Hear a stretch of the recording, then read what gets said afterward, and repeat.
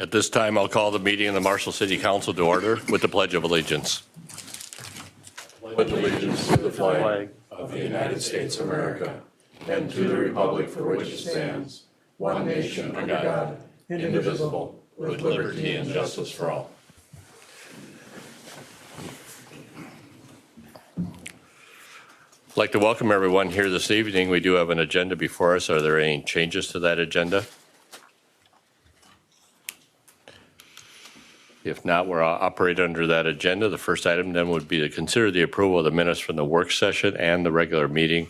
Both were held on January 11, 2022. The council does have the minutes in their information from both of those meetings. Are there any corrections to note? To approve. I'll second. Motion by Steve, seconded by John to approve the minutes as they have been presented. We will move to a vote. I can't tap. We'll close the voting.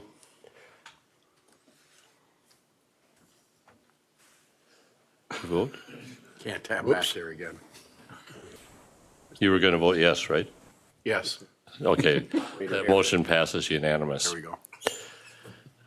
We'll move then to the first of four public hearings that we have this evening. The first public hearing, and all these public hearings have to do with property tax abatement. The first public hearing is on 311 Brussels Court.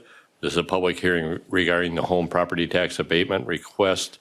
We'll have the public hearing on this request, and then following the public hearing, we will consider the resolution that would approve the home property tax abatement. I'll call on Kyle Bach, City Clerk, to conduct this public hearing. Thank you, Mayor, members of the City Council. As you described, there are three home tax abatements that will follow the same procedure this evening, one commercial abatement that we'll discuss later. One item that I wanted to note that's a little different than normal presentations, that these amounts are likely to change based off of the taxable market moving forward. So that was one item I was asked to bring forward. Other than that, I have nothing else. Thank you. Thank you, Kyle. Any input either from the council or members of the audience on this public hearing? If not, is there a motion to close the public hearing? So moved. Motion by Steve, seconded by Russ to close the public hearing. Discussion? If not, we'll move to a vote. Not on my vote. You still can't vote? Still my vote. Here. I'm going to help you out. Hold on a second, Bob. Hold Yep. on to the vote. Let's go here. I'm into this. You can vote now. Make your vote, and then we'll get you in. Okay.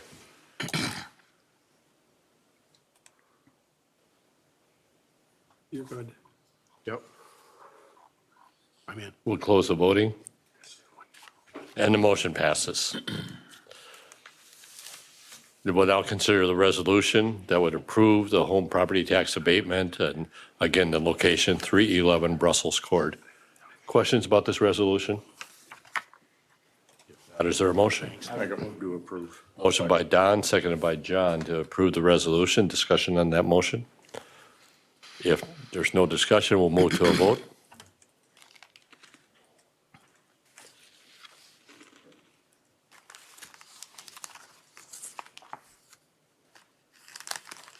We'll close the voting, and the motion passes. So agenda item number 3 is a public hearing on a home property tax abatement request. The location on this hearing is the property at 1204 Stockholm Avenue. Once again, I'll ask Kyle Box to conduct this public hearing. Thank you, Mayor. Same business as the previous item, so nothing more to add unless there's any questions. We'll open up for any input as part of the public hearing, either from the council or the audience. Mr. If Mayor, no- just a question on the developer. When is this project going to be completed? I'd say 2 months. Okay, thank you. Any other input as part of the public hearing? If not, is there a motion to close the public hearing? So move. Second. Motion by Craig, seconded by Russ. Discussion? If not, we'll move to a vote.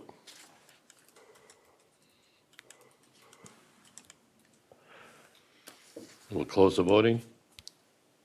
And the motion passes. We'll move then to the action item on this request, and that would be the resolution that would approve the home property tax abatement. Is there I move the resolution. Second. motion by Craig, seconded by Don? Discussion? If not, we'll move to a vote.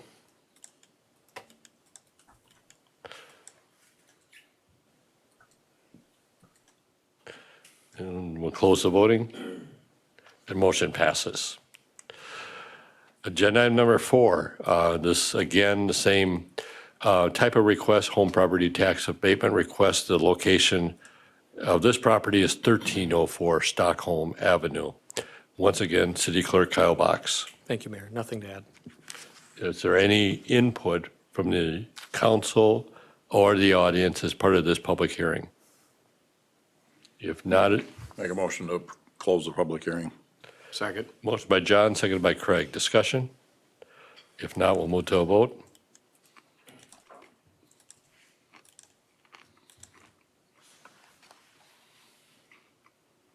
And we'll close the voting. And the motion passes. We'll consider the resolution. I move the resolution. Second. By Craig, seconded by John. Discussion? If not, we'll move to a vote.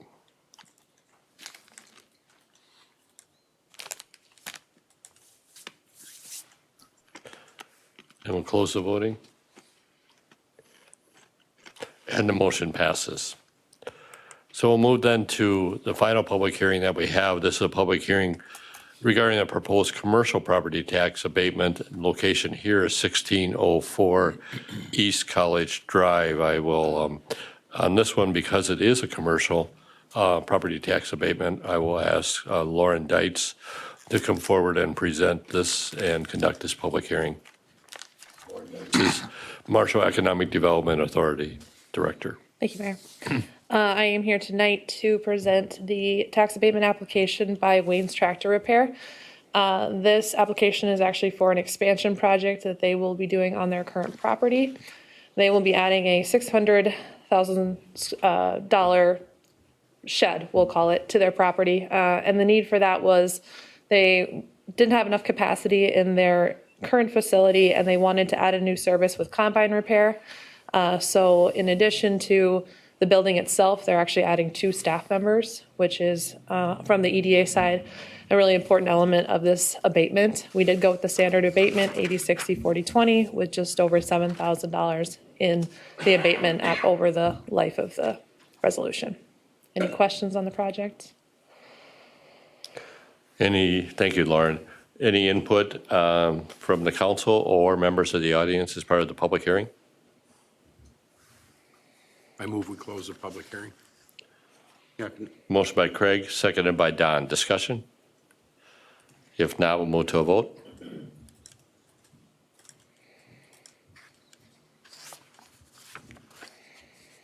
And we'll close the voting. And motion passes. Thank you, Lauren. We'll now consider the resolution. Kyle, can you clarify, we do have a resolution associated with this? Correct. We'll now consider the resolution that would grant the commercial property tax abatement. I move the resolution. Second. Motion by Craig, seconded by Steve. Discussion? Now we'll move to a vote.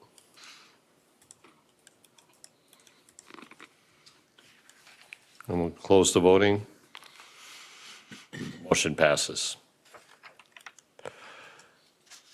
Agenda item number 6 will be consider the award of bids for ash tree removals in various parks. Previously, the City Council, as part of the ash tree replacement program, did authorize the advertisement for bids to remove and replace a number of ash trees. I'll call on Preston Stenjud, our park superintendent, to not only provide some additional detail on that program, but also explain the bids.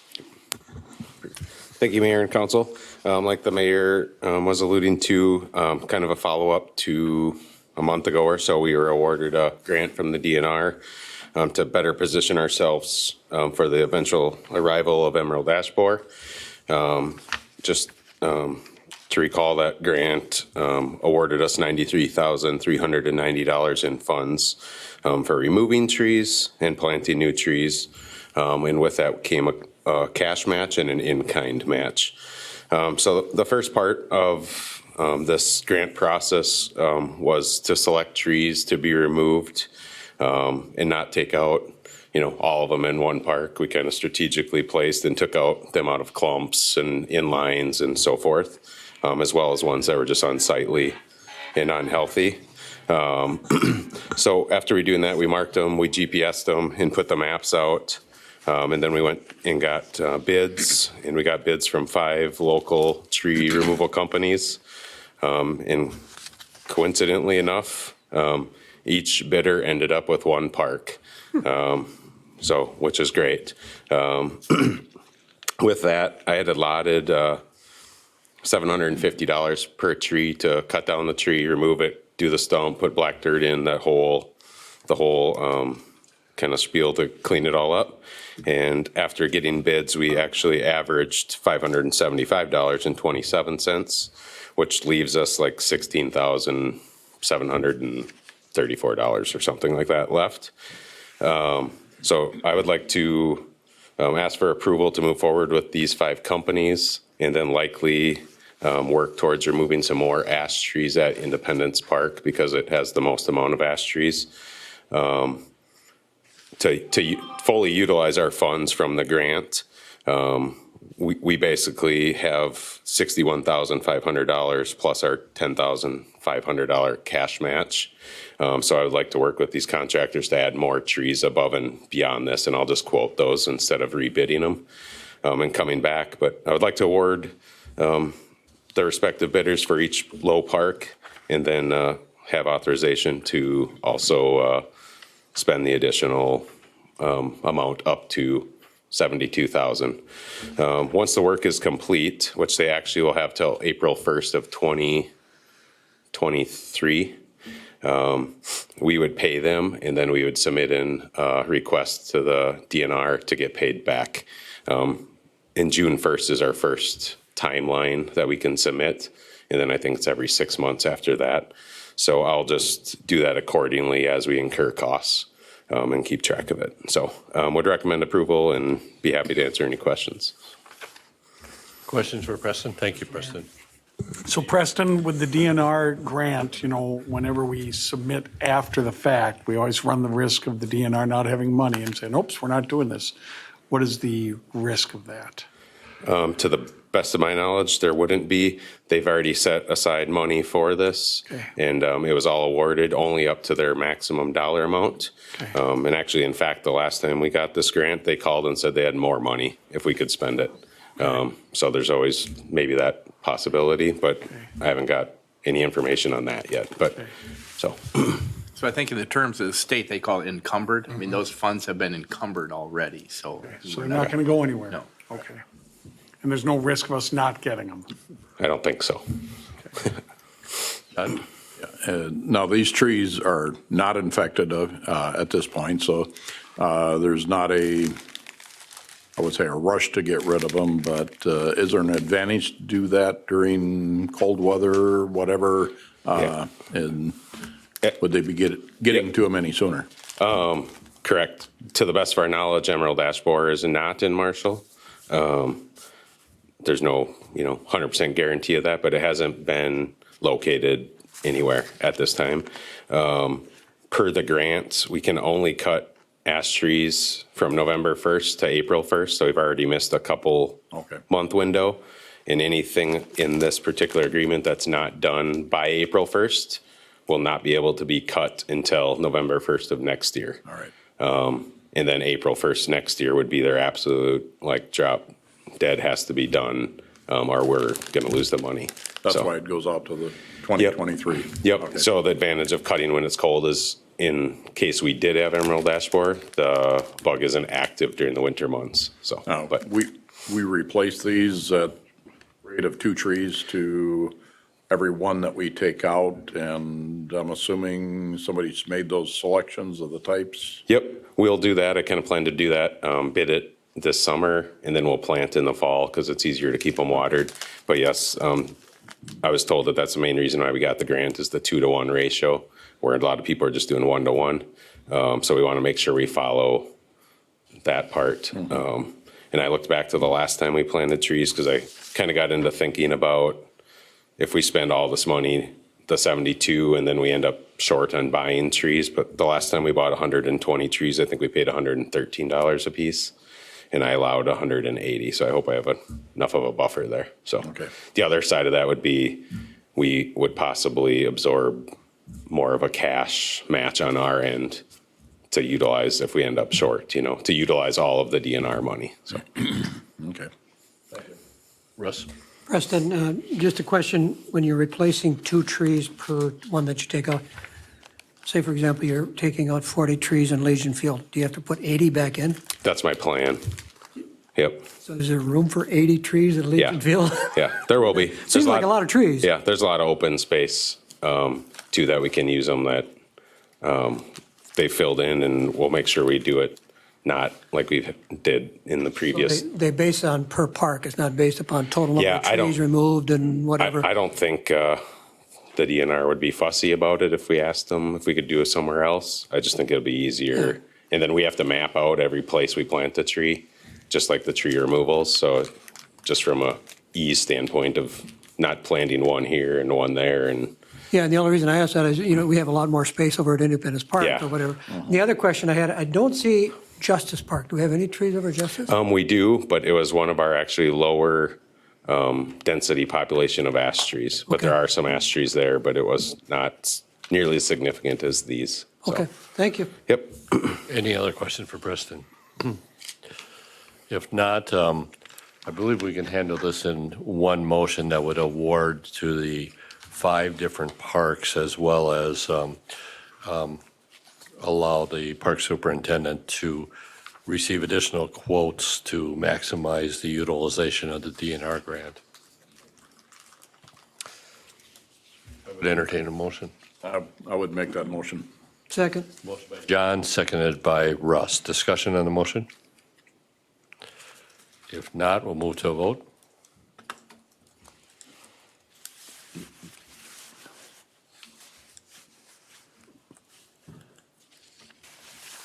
And we'll close the voting.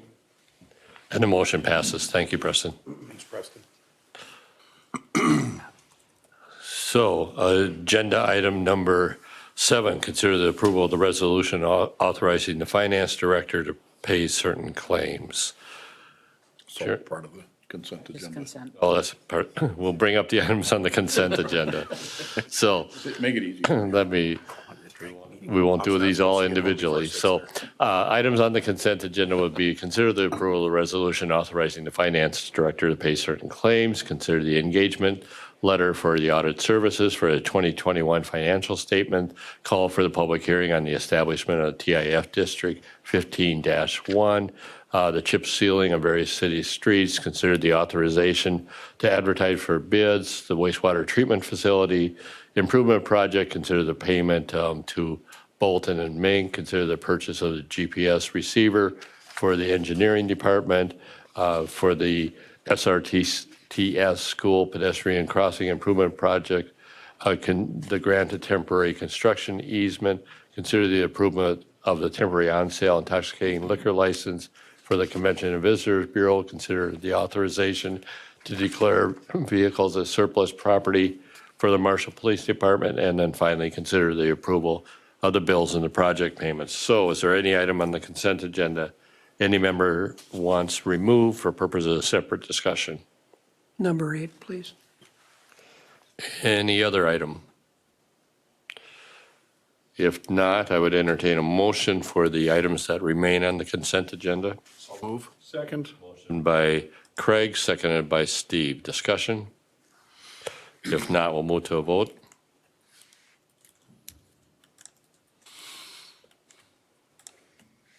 We'll close the voting. And the motion passes.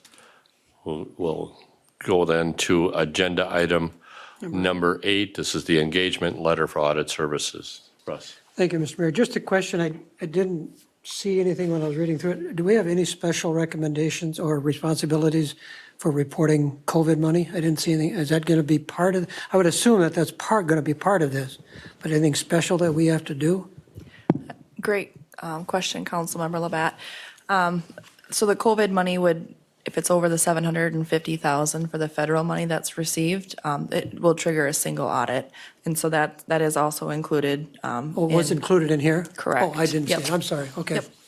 I'll make a motion to approve. Motion by Russ, is there seconded by Don? Discussion? If not, we'll move to a vote.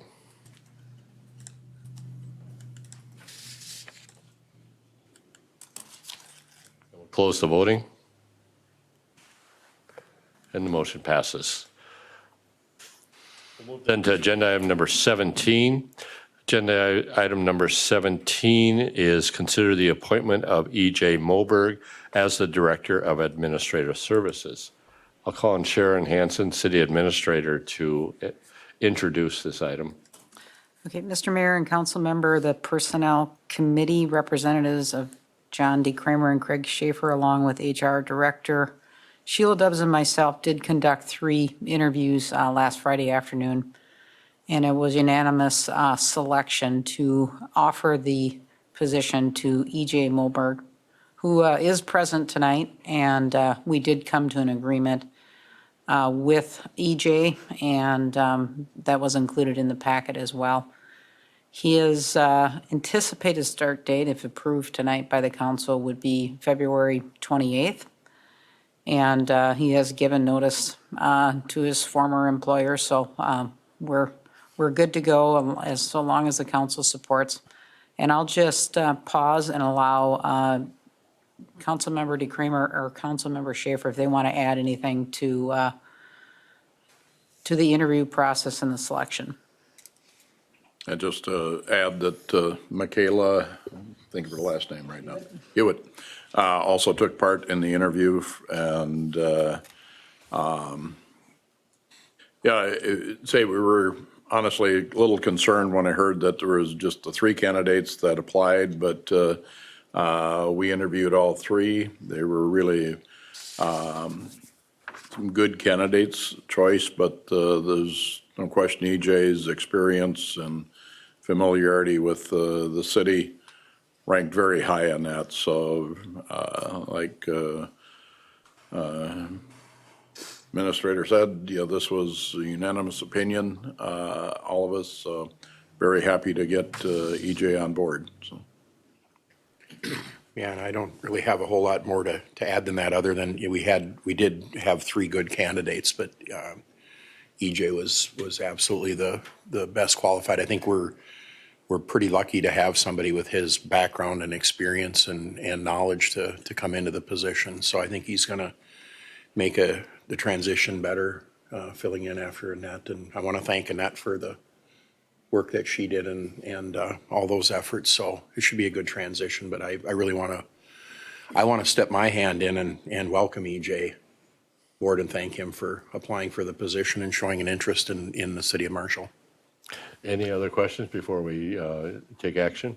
Just wanted to add too, I think kind of came out in the interview, was another thanks to Annette for not only for all the time here, but for making the call to EJ, who said, hey, do you know of anybody that tossed their name in the ring for considering, and that's what got him thinking. So thank you.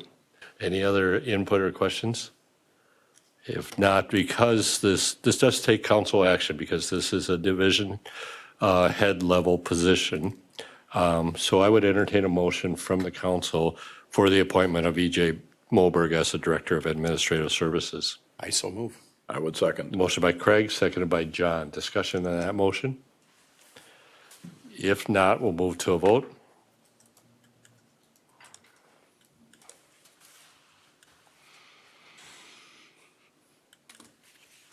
And we'll close the voting. And that motion does pass unanimously.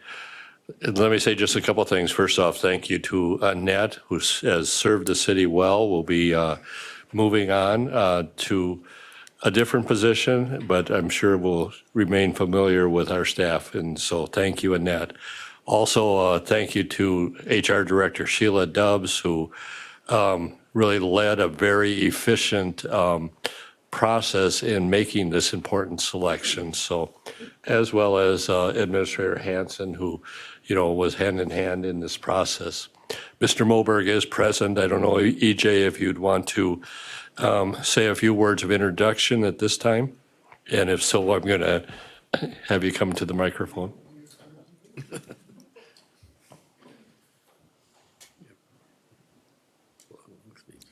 Good evening. I'm EJ. Tell people with my current line, being auditor treasurer and dealing with property taxes and delinquent properties and the like, that the EJ stands for enormous jerk. So I guess I'll come with a new acronym. But I appreciate the confidence shown in making the appointment. I appreciate the opportunity. I look forward to joining the team and being part of the city going forward. So, Thank you, EJ. We look Welcome, forward. EJ. welcome. Thank you. Okay.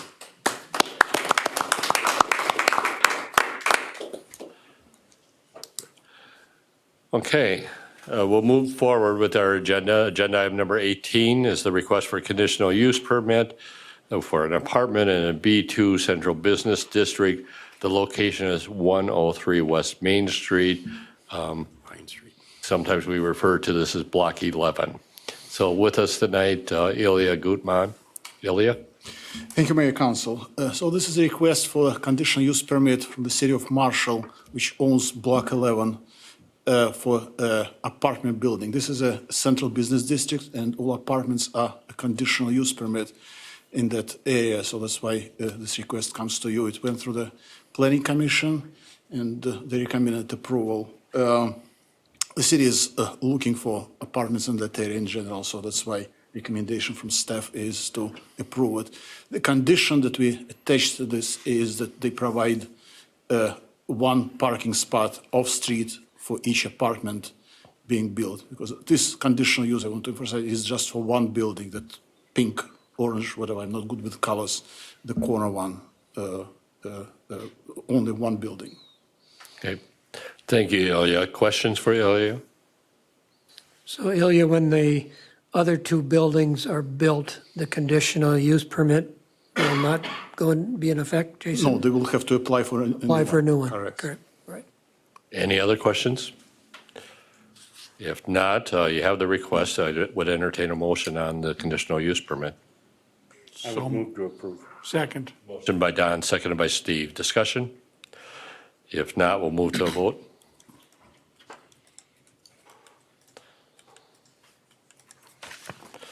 And we'll close the voting. Motion passes. Thank you, Ilya.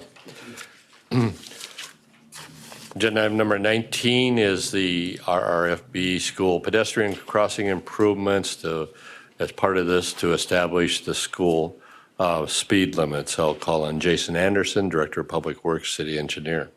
Thank you, Mayor. So the RRFB project is included in the capital improvement plan for this construction season. Staff's getting pretty close to final with the plans, and we're nearing the point where we'll be advertising the project.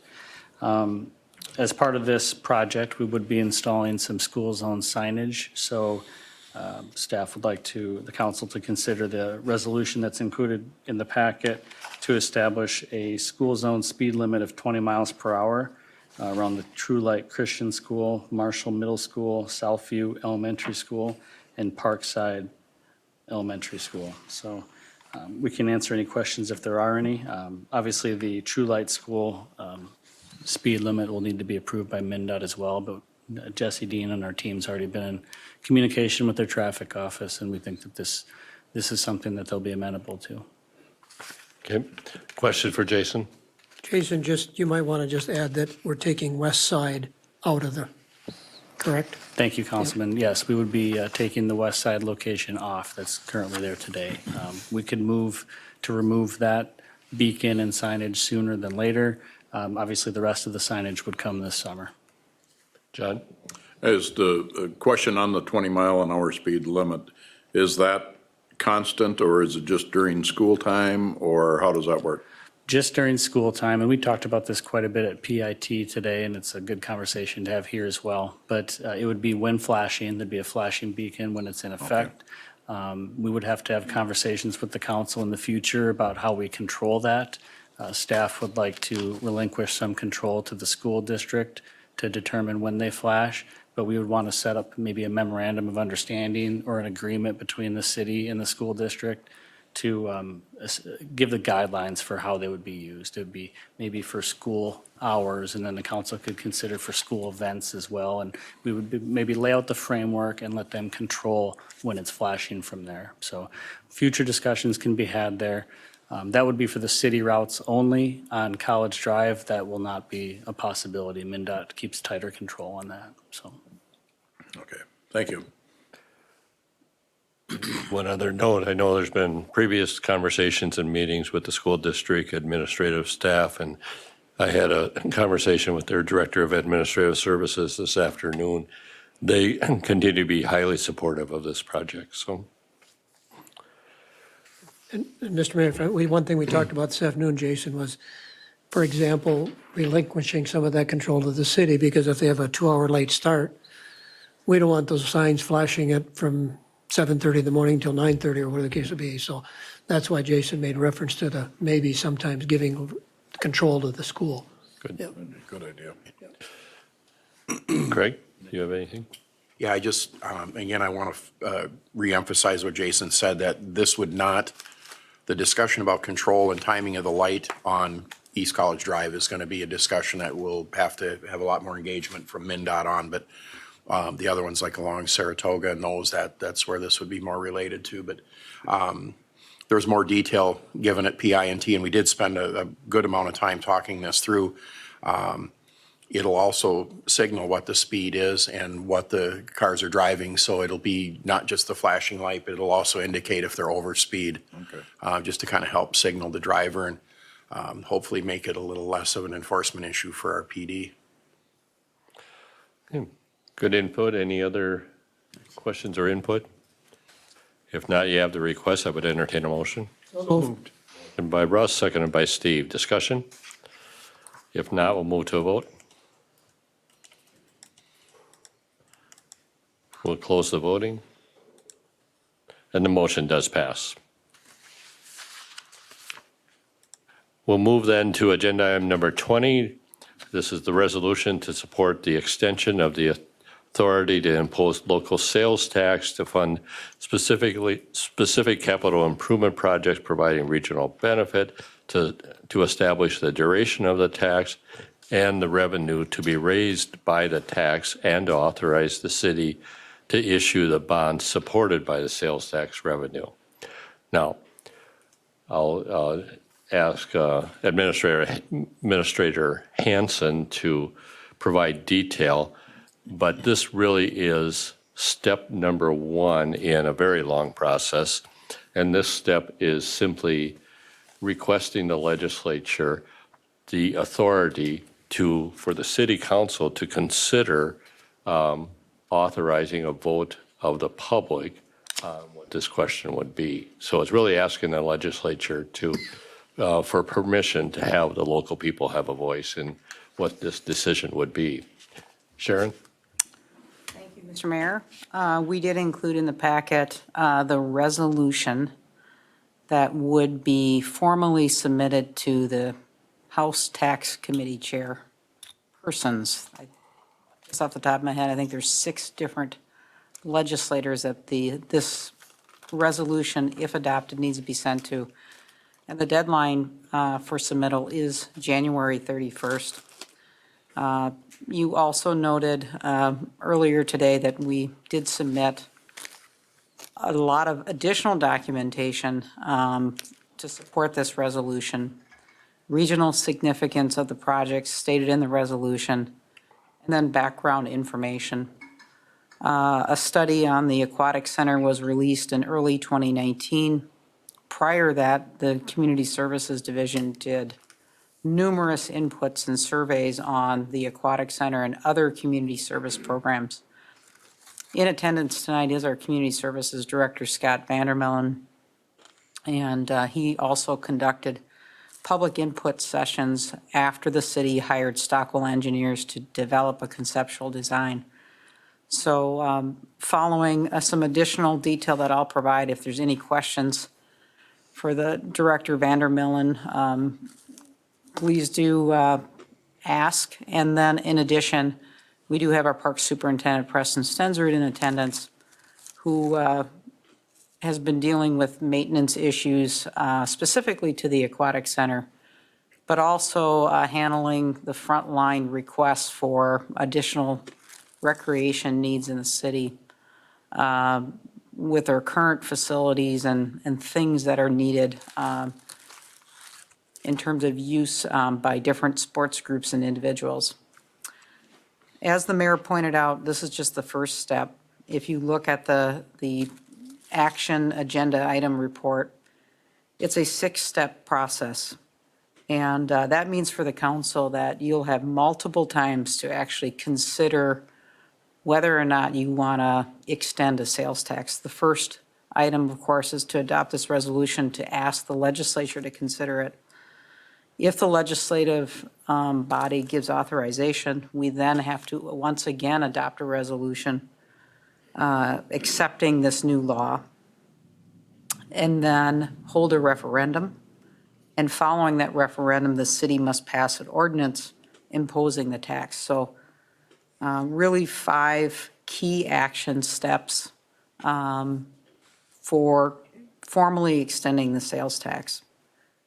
The preliminary discussion that we've had with council and our community, of course, we had a work session on January 11th, but prior to that, we've had some individual business discussions in the chamber presentation. We've also presented to the YMCA board is that our key focus is to extend the tax, not to raise sales tax. So that means the current 0.5% would stay at the same rate.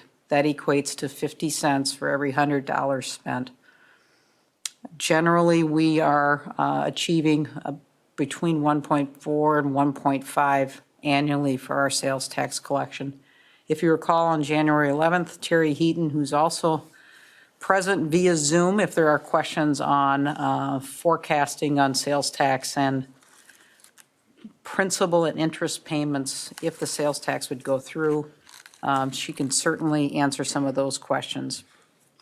We did in the resolution state 2 projects, and we did this based on what we felt was direction from the council following January 11th. The legislation allows up to 5 projects, and again, consensus from discussion on January 11th from the council formulated towards 2 projects, the Aquatic Center and an indoor recreation facility. I have remarked to groups that we have a lot of information on our Aquatic Center. I suspect that Director Vandermellen and Superintendent Stensrud can produce probably 1,000 pages of information on our Aquatic Center and the needs and future potential of constructing a new aquatic center. Maybe not so much on an indoor rec facility, except for individual impacts, maybe family, relatives, things that we've heard from the community. We know that the YMCA has a capital campaign right now to look at their facility needs. And just the existing facilities we have had in the city are really meeting the demand, and some not meeting the demand in all entirety. So we have seen this with other communities, putting out forth the idea of a particular park and rec projects and not having it fully designed, scoped out. Currently, the city of Rochester is going through a similar process. Similar need as for an indoor recreation, and they have just kind of really started putting that on paper and haven't gone forward. North Mankato is another one that has done some feasibility work on it, but have not gone further in terms of actually getting it designed out. So based on the council discussion, feeling really good about the 2 projects. Reviewing this with Terry Heaton from Baker Tilly, the amount of sales tax collection on an annual basis and the amount that's specified in the resolution is something that the community can take on. We know from the community survey that was completed in October of 2021 that there was much, much more support for a sales tax extension than there was for property tax. No level of property tax increase for park and rec projects was greater than 50%. And for the sales tax, we are around 74%. So I am going to answer any questions on the resolution or any of the exhibits that were provided today. And again, if there's any specific questions on the two projects or any of the financing, certainly some of our staff and Terry Heaton, who's available via Zoom, can certainly answer. Thank you, Sharon. We'll open up for questions or general discussion from the council.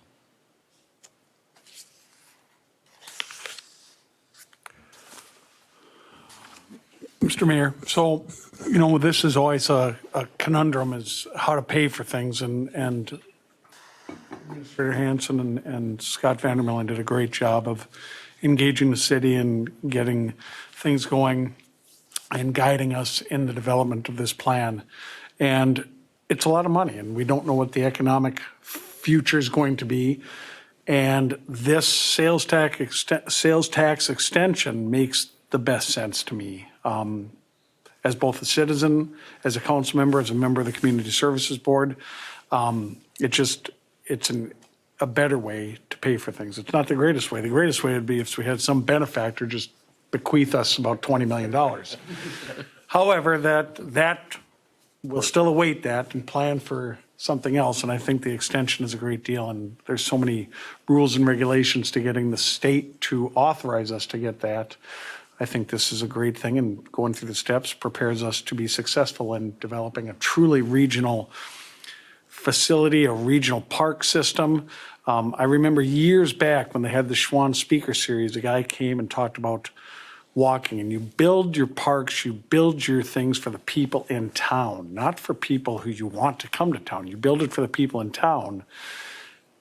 And when they have guests, friends, family come and see how much use it's getting, they want to move here and they want to develop things here and they see how much benefit those things provide. And we've got a great start. Let's just keep it going. So I'm all in favor of this. Thank you, Steve. I would just add one thing to what you said, too.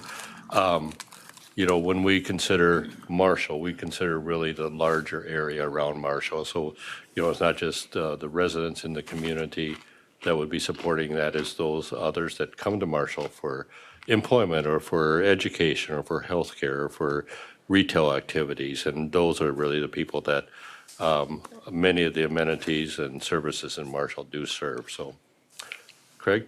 Yeah, and I just want to say too that, we've got a good history now with the local option sales tax and watched it perform and the advantage that it provides. And it's worked very well to support the bonds for Red Baron and Merritt. And I think that this is a real fitting request to extend that. And I think, again, looking at it from, the regional approach, I fully agree. I think that when you look at the actual kind of the reach out or the sweep that we have that directly affects Marshall, it's not hard to see 45 to 60 miles when you look at where people drive from, commute from, and the impacts that we have. So I also support this very strongly. I think it's a good, solid request, and I think it's a really good way for the city to continue to move forward for these projects. Russ? Thank you, Mr. Mayor. Well, we've heard from Administrator Hanson about Chamber and YMCA. For the benefit of our viewing public, maybe could we hear from Scott of the organizations that you maybe have talked to? And again, we talked about the Chamber, we've talked about YMCA, but maybe some different organizations. And you've probably talked to Rotary too, but I'd just like to hear.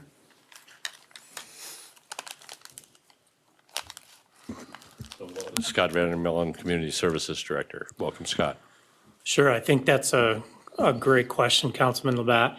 I would start with our Sports Commission is well in tune to where we'd like to head with these projects. During the input sessions where Stockwell engineers came to the community, they visited with a variety of groups, including all of our daycares, folks at Southwest State University, folks from our swim club, just to name a few. And then prior to the community survey that was done, Even when we started this process prior to the RFP, we did a community survey. And at that time, and I don't have the numbers with me, but at that time, 82% of about 300 respondents were supportive of moving forward with an aquatic center project. They also indicated in that study when we did the needs assessment in 2017, about 75% were supportive of an indoor recreation facility of some sort, nothing specific as to what we would put inside that facility. We would need to create more time for that. So those groups, just off the top. And I'm glad to hear your last comment, especially because that second piece, even though it's a relatively small piece compared to the aquatic center, that multi-purpose facility, we don't have any idea at this point what it's going to be like, what events are going to be held in there. So that's why I'm more curious to see.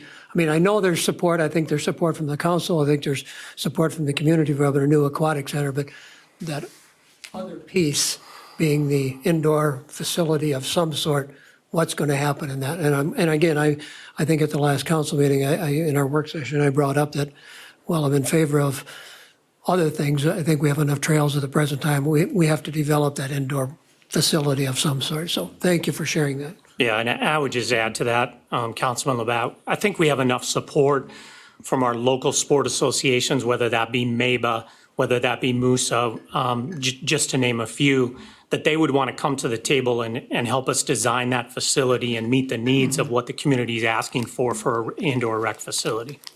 Yeah, I mean, I haven't been over to Redwood for a number of years, but I think Redwood's got an indoor facility of some sort. I don't know what. They do, yes. Yeah, and I don't know if there's another community that does it, but I mean, those would be facilities that I think that we could, I know they probably haven't done everything right, but we could take a look at what they've done and what we possibly could be doing with our facility. But thank you for sharing that. Yep. Thank you, Scott. The one item I don't think you mentioned is you've been meeting with a community advisory group, specific on aquatic center, so. Yeah, yeah, and they've had tremendous input for that project as well. Good.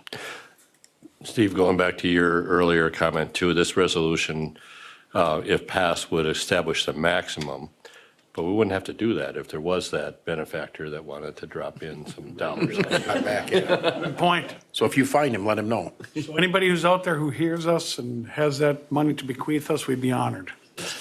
Mr. Mayor, I think along that line, we still have to make sure the public knows it's going to be up to them come November when we have to vote for it. So we can sit up here and say, yeah, we want this, but if they tell us in November they don't want it, then we'll be back at the drawing board. Exactly, yes.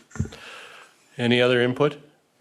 If not, I would entertain a motion on this resolution. Move the resolution. Second.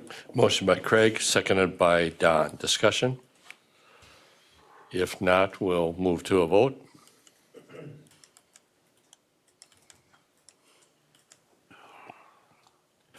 We'll close the voting, and the motion does pass unanimously. Agenda item number 21 is related to the previous item. This is to consider an agreement with legislative services with Flaherty and Hood. Sharon? Mr. Mayor and council member, we did include this in the council packet for consideration. And some earlier conversations about how much help we would need. And I think that the legislative session could be somewhat unique. We know that we're trying to get through COVID, and the physical presence of our legislative representatives may be a little bit different than it has been in the years past.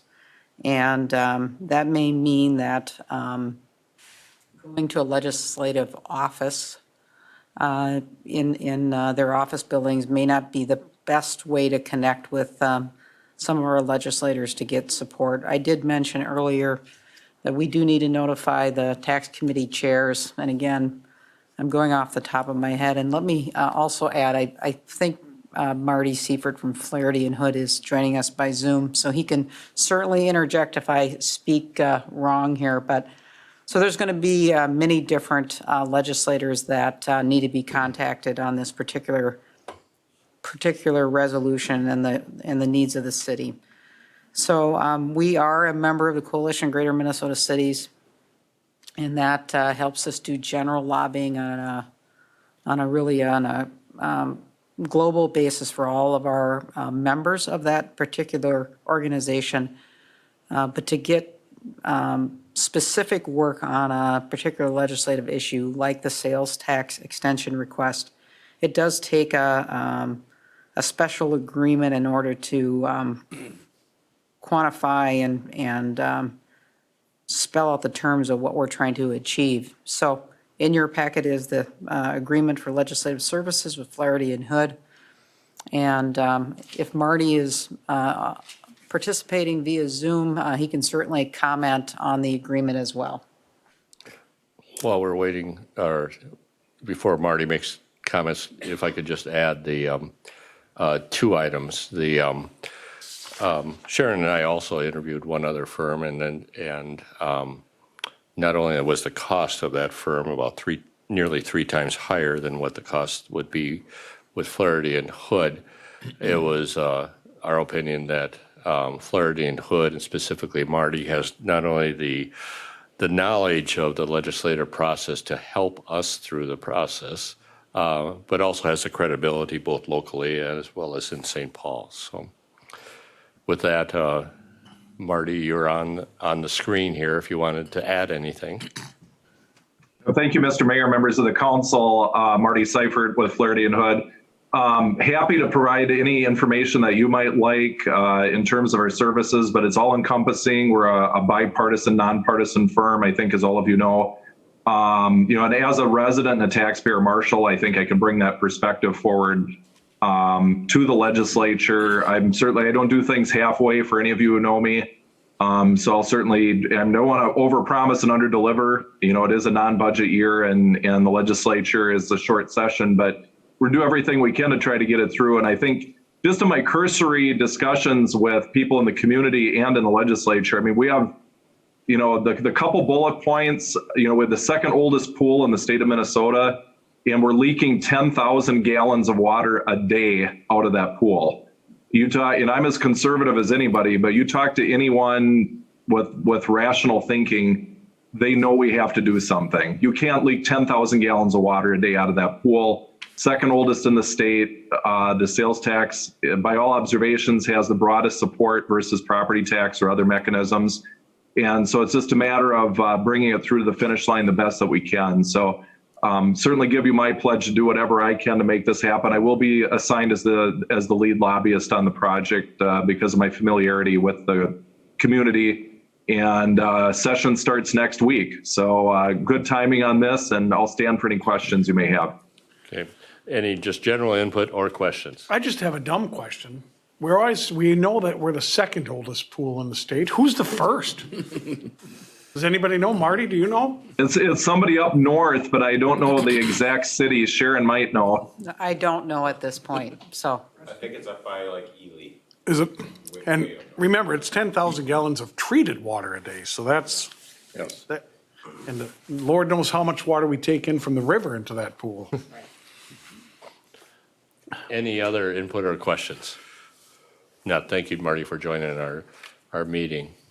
Thank you.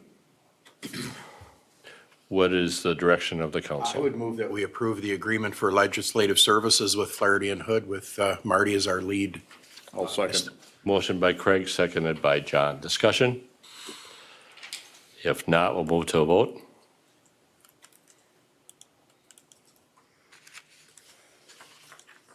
We'll close the voting. Motion does pass unanimously. Okay, we'll move on then to our council reports, the council member board and liaison reports. Actually, I don't have any. Craig? Yeah, thank you, Mr. Mayor. The only one I have is we spent a good amount of time with our engineering staff today with PINT, and some of those issues we met with or dealt with tonight. But I just want to thank the staff that we have there that, we pushed to have projects out earlier so that we could get them out on bids, and they've done that very well. And I'd like to say that we're actually looking at things to consider, and we looked at a few today that are probably on the plate for 23, but just to have good order of things, they're bringing things forward with good detail already now. So I just want to thank them for how hard they're working and how thorough that is. And it sure makes our lives a lot easier as both committee members and also as council. So thank you for that. That's all I have. Steve? Community Services Board, I was not able to meet with the pool things, but we talked about it for the most part here tonight. EDA, I missed, so I'll defer that to Councilmember Kramer. Don? The Planning Commission met last week or the week before, and we covered that area with the TIF financing. Also, looking forward to the next meeting of the comprehensive plan, which was canceled for about another month, I think, but that will be moving forward. That's kind of a slow crawl on the comp plan because of COVID, but slow but steady, we'll get there. Good. I'll jump back to my part. The Fire Relief Association will have their annual meeting upcoming in the next few weeks. The Southwest Regional Development Commission did have their monthly meeting. I was attended that. And I'm also on their audit committee since I chair their revolving loan fund. We did receive their annual audit. I can make that available to our finance staff for their review too. John? The Diversity, Equity, and Inclusion Committee did meet a little bit out of the regular schedule. Wanted to and did approve hiring a consulting group to facilitate the two World Cafes that we will be having, the first one being in February, and I believe the second one is maybe April, but I'm not 100% sure. April, okay. So we'll be working with a group from Minneapolis, connected with the YWCA that's been doing this type of work for quite some time. So be good to have an experienced group that's got good recognition to go along with it. Utilities did meet since our last meeting, primarily took care of some reports, wrap-ups of things from the year, modifications, some policies. One of the things that did come out in the discussion that we talked about in the past, do know there will be and is going to be a solar farm out on along 7th Street. Although there's some complications with the partnering with the private businesses that they hope to get resolved, so it may be delayed a little bit from that through the year. Since the utility, either Marcia Utility or Missouri River Energy Services, cannot get any tax credits out of this, the way it works, or this really works, is they have a partner that they work with to set up the solar farm, and then the partner can use those tax credits or sell those tax credits or whatever they want to do. This may change with some of the action that's in federal consideration now, that trying to encourage some more of this. There may be some changes there, or they're still working on trying to get a good partner for the solar farm. So there may be just some delays in that, but it is still #1 project for Missouri River, and we'll continue on. We did hear about economic development.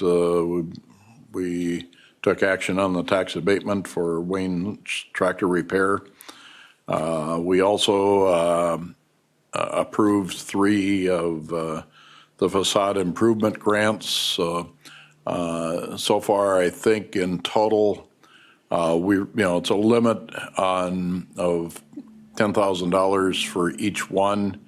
Several or 2 of the ones that we did are not going to reach their limit, but we are looking at about $250,000 being spent within the community here coming up to improve the looks of the buildings and things. So based on the what we received so far for requests and what the total dollars amount. So I think this program is doing exactly what we want. We're getting the people to consider improving the looks of their building and their signage and things like that, and investing some money into their facilities. So that's it. Thank you, John. Russ? Thank you, Mr. Mayor. The only one that met since our last meeting was CVB, and unfortunately, I was not able to attend. So you have those minutes in your meeting, so I won't bore you, but it sounds like things are moving along just quite well with CVB and their move out at the Red Baron Arena. That's all I have, Mr. Mayor. Thank you. We'll move on then to council member individual items. Russ, this are your end. Again, I know other council people have spoken, but I personally want to thank Annette as well for taking all my dumb questions and answering me and giving me very smart, intelligent answers. So I appreciate your time with the city, and I appreciate your time helping me immensely. So thank you and best of luck. That's all I have. John? And just to add to that, when I first heard that Annette was leaving, I was really concerned because she's done an awful lot to help this city and the finances for this community. So glad we turned out as well as we did. I consider ourselves very lucky, but thank you and best of luck on your new endeavor. So I will add one thing that's a little outside of the city council just to get the word out. There was a press release and some things going on this afternoon. Those people, and there's some in the community here who received some assistance from Rent Minnesota, and that program will stop taking applications this Friday at 9 o'clock at night. There has been about, the concern is exceeding the dollar amount that's been allotted and not getting false hopes up for people that did apply for some help and assistance on their rental. At the completion of this program, which will probably be then sometime in February, there'll be a amount, generally in the amount of $450 million that was put out in Minnesota for assisting rent. So just pass that on. But it is, applications that are in are still being processed and run through as before. Just that there will be no more applications taken as of 9 o'clock this Friday. 9 o'clock p.m. Okay, thank you, John. Greg? Yeah, I don't have anything as an individual item. I get a couple things, but I can get with some city staff on those privately. They don't need to be done in front of the community, I guess. Steve? I would just like to thank Annette as well. She's done an awful lot and kept us solvent as a city and done a very great job, and we really appreciate your work, and good luck at your next adventure. And Don? I have nothing. I have just a couple of things. The kind of tying back to, John, some of your discussion about the Missouri River Energy Services property on North 7th Street, and Dennis, in conversation, reminded me that we need to start the process for annexation of that property, which will also then lead to some other questions about neighboring properties too. So we need to go through that step.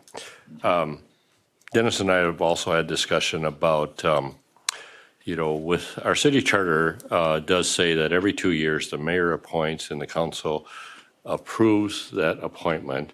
And so the council holds that power for the city attorney. And it's been 20 plus years since we really conducted, it wasn't even an RFP at that time, but a survey information about what are options that the city has, and it's probably just good due diligence to occasionally do that process. And we haven't done it for quite a while. So given that we are 1 year into the appointment at this time, now would be really the time to really start the discussion of if we are going to go out for a RFP and invite everyone, including the current city attorney and his firm, to submit a response to that RFP. This is the time to do it rather than wait till towards the end of the year, because and when that appointment will need to be made is prior to January 1st of 2023 or prior to the first meeting of 2023. So it's my recommendation that we would instruct staff to develop a RFP for city attorney services and do that on a timely basis so that everybody has a proper chance to determine the appropriate response, and that the outline for that RFP would define the services needed by the city, and that would broadly be defined as civil and prosecution. And with the civil work being broadly separated by that type of work that has to do with land and property, as well as the other general civil work that supports the legal needs of the city. So, Dennis, I think that's consistent with our conversation. I don't think I spoke out of turn there. So that would be my direction to staff, is that we would start work on that, and hopefully with the this would be probably a mid-year type of a process, but really now's the time to start that discussion. That's all I have for this evening. I'll move us along then to the remaining items that would be on the agenda. Staff reports would be starting with Sharon. Mr. Mayor, just a lot of work on the sales tax extension request, lots of discussions. I know you were included in some of them, but that's been the bulk of the work the last 2 weeks, so that's all I had. Okay. Jason? Thank you, Mayor. Update on the comp plan. I know Councilman Edblum started there, and I'll just point out that the open house is now on February 16th from 4 to 6 p.m., so that's when it's been rescheduled to. I do believe the survey is still up too, so you can still promote that. I don't remember if I've informed the council already, but Bolton and Mink was awarded the chloride grant that you authorized us to go along with. So if I'd already presented that, I'm sorry, but if not, now you've been informed that they've been awarded it. They still have to work out the paperwork with the PCA, and we'll be in touch with them when they're ready. So that's good news for us. That's $100,000 of actionable funds with $31,000 of investment from us. I believe MMU has agreed to split that participation with the wastewater utilities, so that's really positive. Bid openings coming up next week, Thursday, February 3rd, mill and overlay bid opening, and Friday the 4th is the South First Street reconstruction and Williams reconstruction bid opening. We'll bring those to council the following Tuesday. Reminder for council with the mill and overlay project, when we do islands, when we do cul-de-sacs, we do remove the islands typically. So we've already sent out notices to the property owners on Adobe Circle and Garden Circle that they'll likely be losing those islands if the project is awarded, and our street department, combined with MMU's forces, completes that work. MMU moves the utilities out of the center. We raise the curb and gutter and patch it in, and then the overlay comes over top, and you never know what was there. So, see, staff has sent out letters regarding the shipping containers and outside storage. I know that was asked about at the last meeting, so they should be received by now, and we've heard some feedback. So we'll continue to work through that, and we can report back as necessary. I think that's all I've got. I, along with Jesse Dean, will be attending the City Engineers Conference, leaving tonight, and be back on Friday afternoon. So that's it. Very good. Any question for Jason? Dennis? Thank you, Mayor and Council. Broadmoor Valley, always in everybody's attention. You will recall that the city marshal has one of 3 litigation matters going on with the owner of Broadmoor Valley at the present time. City Council issued its order several months ago to remove several manufactured homes from the park. We are presently in mediation as to whether or not that will actually be done, or whether the owner will have the opportunity to repair those. That's the issue, repair or remove.